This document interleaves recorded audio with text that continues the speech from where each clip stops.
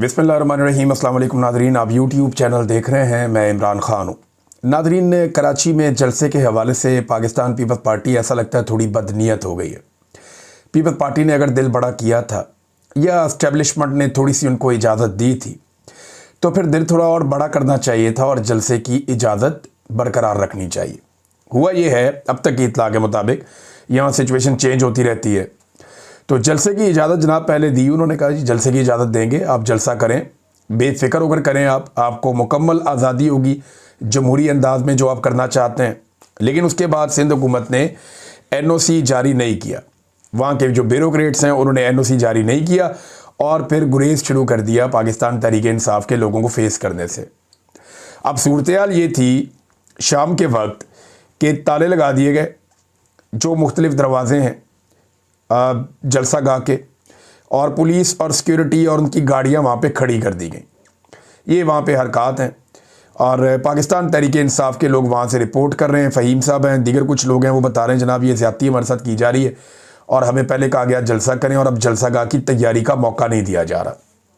Peoples party क्या कर सकती है? देखें, वो मैक्सिमम ये करेंगे, जलसा गाह को तब्दील करने की कोशिश करेंगे, अपना जलसा कहीं और ले जाओ, ये कर लो। वो इस्टेब्लिशमेंट के जो गंदे हरबे होते हैं सियासी नौयत के, वो उन्हें इस्तेमाल करने की कोशिश करेंगे। लेकिन कराची का एक बहुत बड़ा इम्तिहान है। कराची का इम्तिहान यह है कि पूरे पाकिस्तान का बोझ इस वक्त कराची पर आके पड़ा है। कराची को यह मौका मिल गया है कि वो पूरी दुनिया को यह बताए कि पाकिस्तान क्या चाहता है और पाकिस्तानी क्या चाहते हैं। आज पूरे पाकिस्तानियों का इन्हिसार कराची के ऊपर है, कराची के लोगों के ऊपर है। आज पूरी दुनिया में जो पाकिस्तानी हैं वो कराची के लोगों की तरफ देख रहे हैं कि वो इतनी बड़ी तादाद में बाहर आएँ कि वो पैगाम दें पूरी दुनिया को कि वो इस फस्तायत, जुल्म और जबर के साथ ही नहीं है, बल्कि वो इंसानी हकूक़ के साथ, मैंडेट के एहतराम के साथ, आज़ादी इज़हार राय के साथ और जबर के ख़िलाफ़ खड़े हैं। ये उन्हें साबित करना पड़ेगा। कराची के ऊपर बहुत बोझ है। क्या कराची ये बोझ उठाएगा? ये बात हमें एतवार के दिन पता चलेगी। वैसे अभी तक तो दौरा बहुत कामयाब जा रहा है सुहेल आफरीदी का। वो जहाँ भी जाते हैं उनका इस्तकबालिया एक जलसे की शक्ल इख्तियार कर जाता है। नॉर्मली पॉलिटिकल पार्टीज़ एक एक महीना तैयारी करके जिस नौयत का प्रोग्राम करती हैं या जिस लेवल का जलसा करती हैं, उस लेवल के इस्तकबालिये हो रहे हैं सुहेल आफरीदी के। और एक बात याद रखिएगा कि ये सुहेल आफरीदी इमरान खान का एक अदना कारकुन और खिलाड़ी है।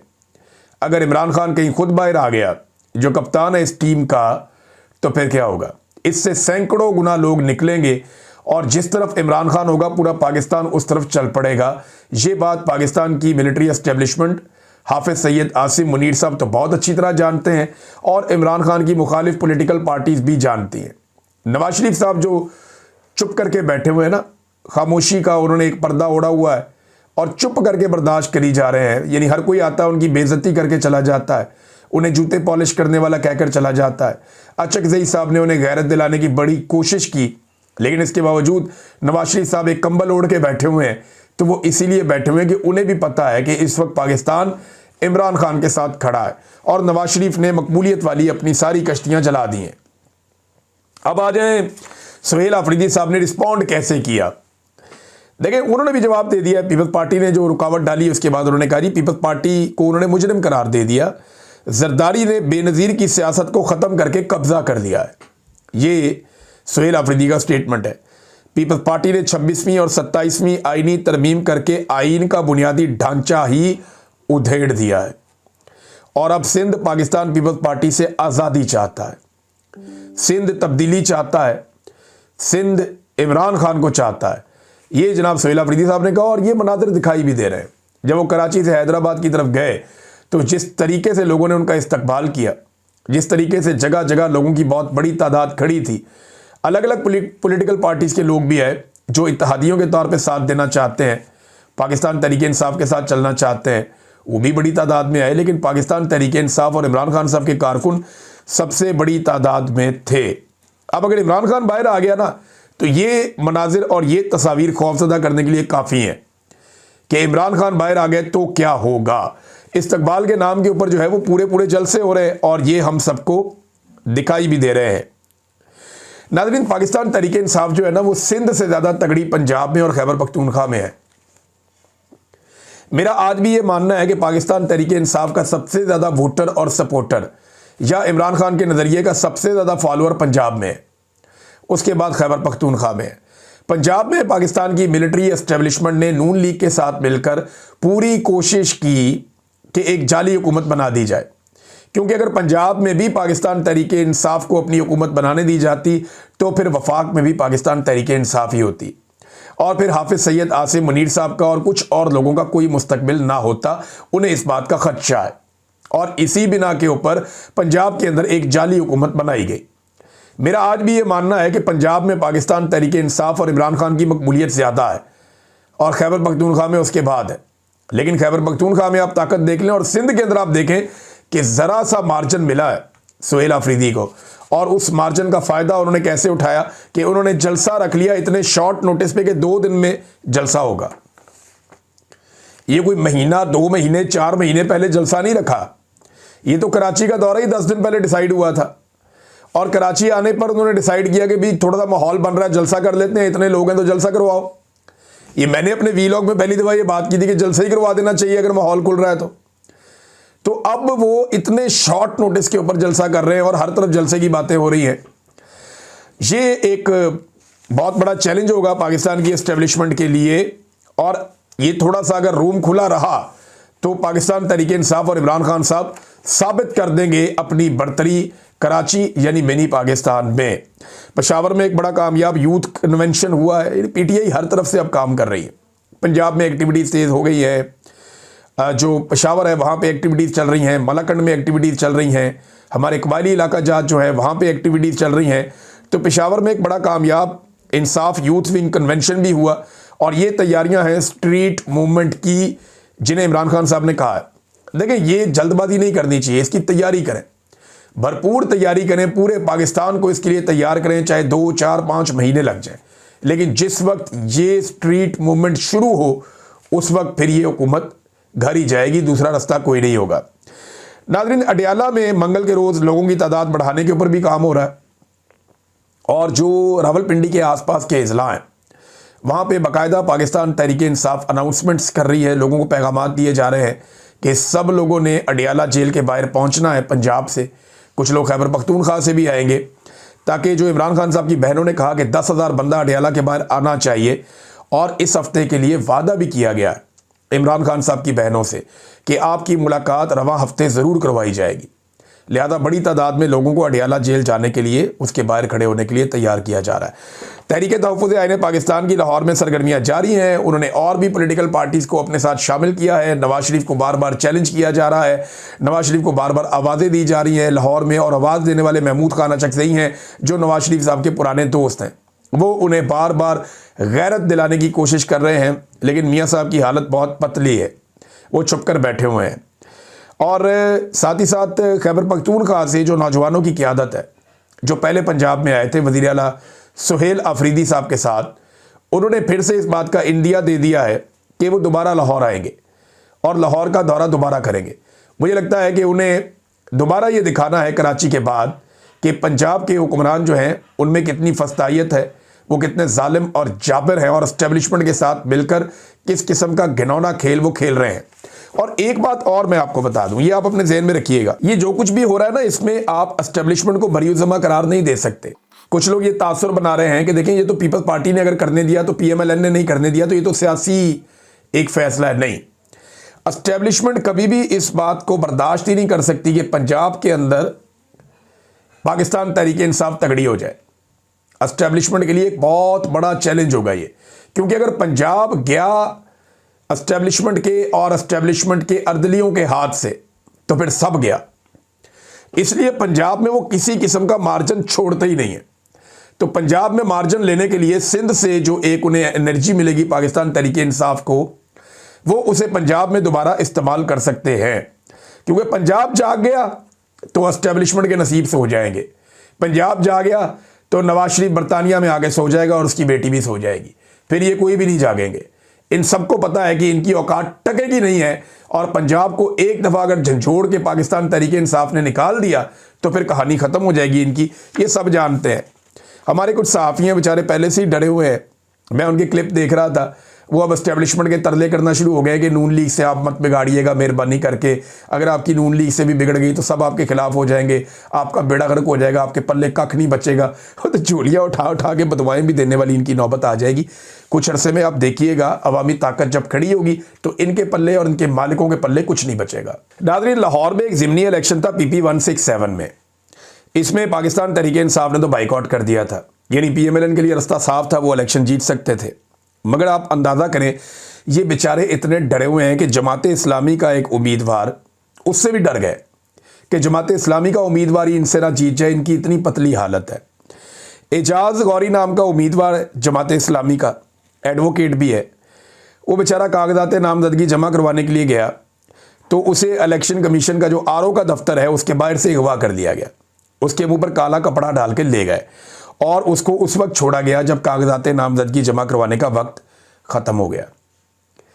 आप अंदाज़ा करें ये इतने डरे हुए हैं बेचारे। और मरियम नवाज उसके ऊपर स्टेटमेंट क्या जारी कर रही है कि इजहार तशक्कुर, नवाज शरीफ की कामयाबी, जमहूरियत और खिदमत वगैरह वगैरह, पता नहीं क्या कुछ। फिरे मुँह आपकी ऐसी जमहूरियत के ऊपर और ऐसी खिदमत के ऊपर और नवाज शरीफ की ऐसी कामयाबी के ऊपर जिसमें आपको मुखालिफिन को मुंह पे काला कपड़ा डाल के उठाना पड़े। ये पाकिस्तान में दूसरा ऐसा वाक़या है कि इस तरह से एक उम्मीदवार को बिल्कुल अकेले को जितवा दिया गया। इससे पहले आसिफा जरदारी के लिए सिंध में ये किया गया था कि आसिफा जरदारी के मुखालिफ तमाम उम्मीदवारों के कागजात नामजदगी या तो मुस्तरद कर दिए गए या उन्हें डरा धमका कर ख़रीद कर बैठा दिया गया और आखिरी एक उम्मीदवार था उसको पकड़ भी लिया गया। तो ये आसिफा जरदारी के बाद ये एक साहब हैं PP 167 में जिनके लिए उस तरह का माहौल बनाया गया और बिला मुकाबला इस उम्मीदवार को जितवा दिया गया।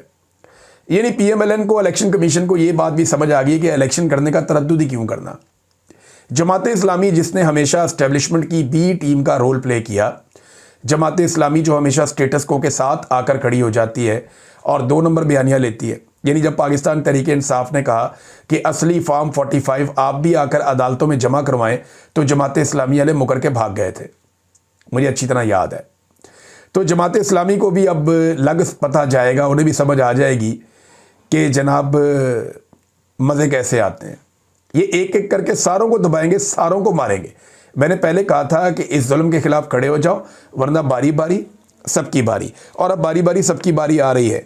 PIA तो बेच दिया है इन्होंने, अब किसकी बारी है? अब इस्लामाबाद एयरपोर्ट बेचने जा रहे हैं। कुछ इलेक्ट्रिक सप्लाई कंपनियां हैं हैदराबाद की, शक्कर की, वो भी बेचने जा रहे हैं। सड़कें भी बेच देंगे और इन्होंने गवादर बेच दिया है। गवादर में जो पाकिस्तान का हिस्सा है वो 10% से भी कम है, ये थोड़े दिन पहले खबर आई थी। और चाइना के कंट्रोल में गवादर चला जाएगा अगर पाकिस्तान ने अपने वादे पूरे ना किए। देखिए पाकिस्तान ने किया क्या, ये नवाज शरीफ ने किया। नवाज शरीफ साहब के लगाए गए जो IPPs के मंसूबे हैं ना, उन्होंने पाकिस्तान को घुन की तरह खाना शुरू कर दिया। हमारी मईशत की कमर तोड़ के रख दी है नवाज शरीफ के लगाए हुए मंसूबों ने। 2 चीज़ें इस खानदान ने बड़ा जुल्म किया। एक, इन्होंने जो गैस की परचेज की, जो LNG के सौदे किए, वो इस नौयत के किए कि बेड़ा गर्क करके रख दिया इन्होंने पाकिस्तान की मईशत का, और महंगी तरीन LNG के लंबे सौदे इन्होंने कर लिए। पता नहीं इन्हें कितना कमीशन मिल रहा था उसमें। और दूसरा इन्होंने जो जुल्म किया, इन्होंने IPPs के ऐसे मंसूबे लगा दिए जो बहुत महंगी बिजली बनाते हैं और मंसूबे भी इजाफी लगा दिए। यानी पाकिस्तान की ज़रूरत अगर 20 है तो इन्होंने 40 लगा दिए। डबल से ज़्यादा बिजली इन्होंने बनाना शुरू कर दी पाकिस्तान में जिसकी ज़रूरत नहीं थी, और इतने सारे मंसूबे लगाए और इस तरह के मुआहदे किए कि वो बिजली बनाए या ना बनाए, आपको उनको बिल देना पड़ेगा, पैसे देने पड़ेंगे।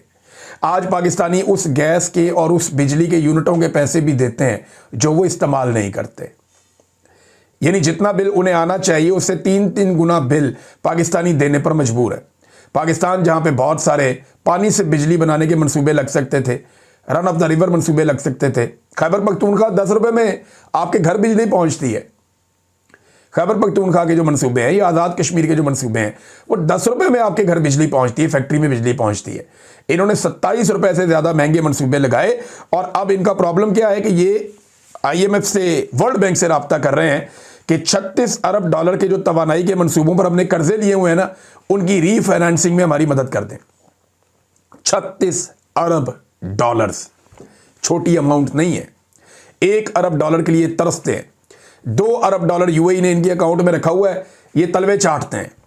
और यहां पे आप ये देखेंगे $36 अरब के तवानाई के इन्होंने मंसूबे लगा दिए पाकिस्तान में, और अब ये वर्ल्ड बैंक को कह रहे हैं रीफाइनेंसिंग में हमारी मदद करें। भाई तवानाई के मंसूबे तो वो होते हैं जो पैसा कमा के देते हैं। आपने उन मंसूबों के लिए जो कर्जा लिया वो भी आप वापस नहीं उतार पा रहे, तो बेड़ा गर्क आपकी जो है वो पॉलिसी है और आपकी हिकमत अमली है। आपकी मनसूबाबंदी ने पाकिस्तान का बेड़ा गर्क कर दिया, कुछ पल्ले नहीं बचा। अब नादरीन सूरत हाल ये है, पाकिस्तान ने वर्ल्ड बैंक से रब्ता कर दिया, सिर्फ गैस और बिजली पर 5000 अरब से ज्यादा का सर्कुलर डेट है पाकिस्तान के ऊपर। सर्कुलर डेट ये है पाकिस्तान पे 5000 अरब से ज्यादा का, और ये नवाज शरीफ, शहबाज शरीफ और इनके जो हमनवा हैं, ये उनकी सबसे बड़ी मेहरबानी है पाकिस्तान के ऊपर। जरदारी का भी इसमें हिस्सा है, रेंटल पावर लेकर आए थे, लेकिन जो सबसे बड़ा हिस्सा है वो शरीफ खानदान का है। पता नहीं कितना पैसा इसमें से निकला होगा, कहां कहां गया होगा, किस किस ने खाया होगा। बहरहाल पाकिस्तानी अपनी जेब से ये अदा करेंगे, और इसके बावजूद इनके अलल्ले तलल्ले खत्म नहीं हो रहे, इनकी मौजें खत्म नहीं हो रही। एयर चीफ है जहीर बाबर सिद्धू, इसके एक और भाई को इनके नवाज दिया गया। पहले तो एयर चीफ साहब को एक्सटेंशन दी गई माशाल्लाह से, उन्हें नवाजा गया।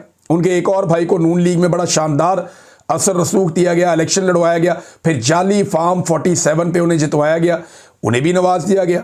नादरीन इन्हीं का एक तीसरा भाई भी है, कबीर अहमद सिद्धू, और इसे लगा दिया गया है chairman securities and exchange commission of Pakistan. आप अंदाज़ा करें कि सारों की मौजें, इसे कहते हैं कि सारी उंगलियां घी में और सर कढ़ाई में। चले, अगर कोई चौथा भाई है तो उसके बारे में भी बताइए, हम उसको भी कहीं ना कहीं पाकिस्तान में एडजस्ट करवाते हैं, और इसी तरह अगर एडजस्टमेंट चलती रहेगी तभी तो पाकिस्तान आगे बढ़ेगा, जब इस किस्म के लोग आएंगे और अपनी खिदमत सर अंजाम देंगे, वरना पाकिस्तान के आगे बढ़ने के इम्कानात नहीं होंगे। नादरीन एक खबर मैं शॉर्ट आपको भी स्टोरी दे देता हूँ, अगले वीलॉग में हम तसल्ली में तफसील के साथ इस पर बात करेंगे। ईरान की सूरत हाल, ईरान के अंदर जो है वो दो तरह की रिपोर्टिंग हो रही है। जो ईरान के अंदर लोग हैं, कुछ लोग पाकिस्तान में ऐसे हैं जो कह रहे हैं कुछ भी नहीं हो रहा। एक मगरब में रिपोर्टिंग हो रही है कि बहुत बुरे हालात हैं, लेकिन अगर आप देखें तो ईरान में प्रॉब्लम्स तो हैं। बीबीसी ने रिपोर्ट किया है कि अस्पतालों के जो डॉक्टर और अमले के लोग हैं उन्होंने बताया कि तिब्बी मराकज़ में ज़ख्मियों की बहुत बड़ी तादाद के बायस शदीद दबाव का शिकार हो चुका है वहाँ का अस्पतालों का अमला। और डोनाल्ड ट्रंप धमकी भी दे चुका है कि वो अटैक करेगा ईरान के ऊपर। क्या डोनाल्ड ट्रंप अपनी फ़ौज उतारेगा ईरान में? तो इसका जवाब ये है कि वो फ़ौज नहीं उतारेगा।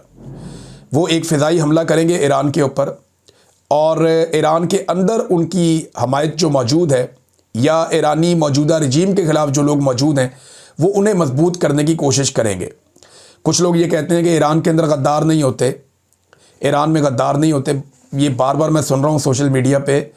तो जितने गद्दारों को ईरान ने सज़ाएँ दी हैं गुज़िश्ता कुछ अरसे में, उतने गद्दारों को पूरी दुनिया में किसी मुल्क ने सज़ाएँ नहीं दी हैं।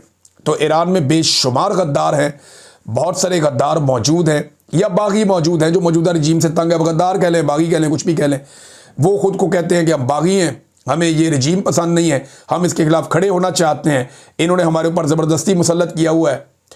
और जो वहाँ की गवर्नमेंट है या उनके हमायती हैं वो कहते हैं नहीं नहीं ये गद्दार है, और वो सज़ाएँ भी दे रहे हैं। तो ये फैक्ट इसको जो है वो ठीक रखे कि ईरान में बाकायदा हुकूमत ने गद्दार डिक्लेयर करके लोगों को सज़ाएँ दी हैं। तो वहाँ मोसाद भी काम कर रही है, CIA भी काम कर रही है, ईरान की अपनी इंटेलिजेंस भी काम कर रही है। तो एक क्रिटिकल टाइम है ईरान के लिए, और इस वक्त अमेरिका हमला भी कर सकता है इसराइल के साथ मिलकर, अपने मज़ीद इत्तेहादियों के साथ मिलकर, क्योंकि जर्मनी, फ्रांस, 3 मुल्कों ने भी एक और जो है वो वार्निंग जारी की है ईरान के लिए कि मुजाहिरीन के ऊपर अटैक ना करे। अब तक के लिए इतना ही। अपना ख्याल रखिएगा, अपने चैनल का भी। अल्लाह हाफ़िज़।